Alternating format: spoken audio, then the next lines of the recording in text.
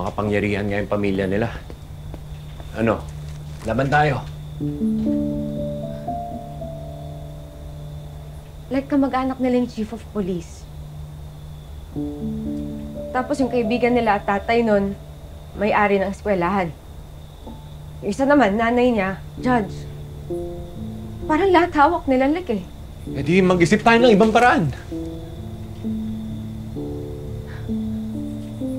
Like, hindi mo ba nakikita? Ang daming galamay ng Crazy Five. Kapag lumaban tayo, lalong gugulo lang eh. Anong gusto mong gawin natin? Manahimik na lang tayo? Tingnan mo nga itsura mo. Like,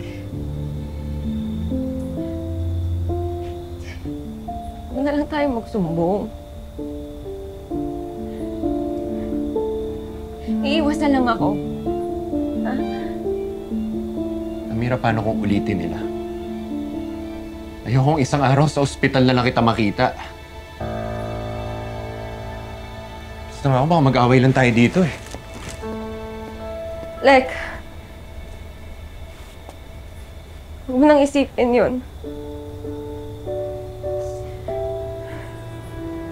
Magtrabaho na lang tayo para sa pamilya natin.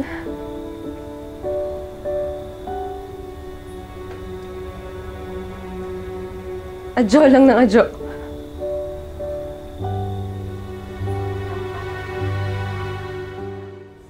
Mira, nandiyan ka na?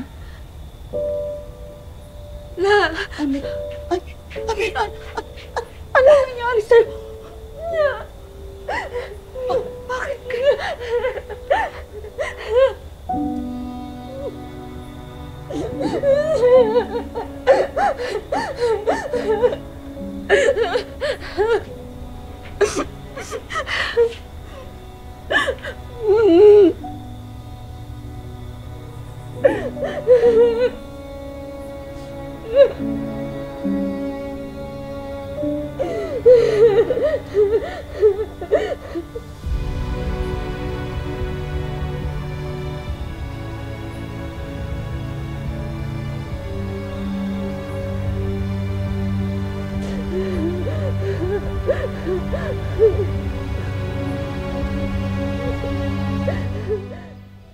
Ano bang nangyari dyan? Bakit puro dugo?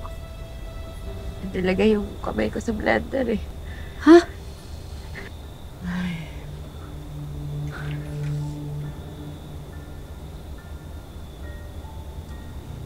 Hindi mo ba alam kung ano nangyayari sa kapatid mo sa trabaho?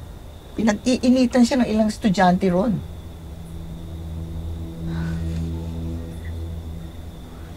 Mira, kung hindi mo na talaga kaya yung trabaho, buti pa, malis ka na doon.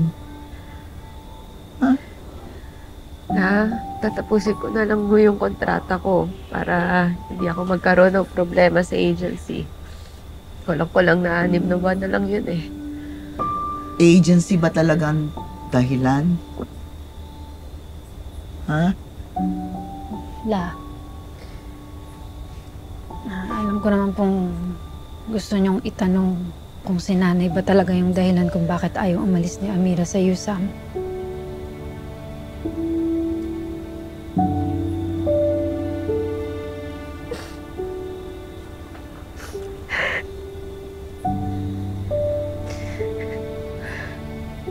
Totoo naman ho eh. Kapag nasa campus ho ako, pakiramdam ko kasama ko si nanay. Parang hindi ako mag-isa. Hindi ako matatahimik kapag ganyan eh. Pero, malaki ka na. May sarili ka ng isip.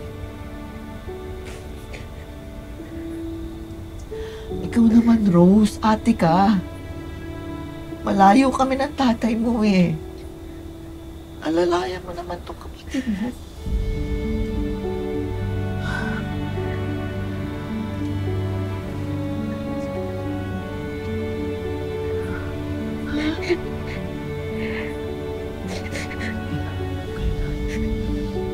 Galing na yan.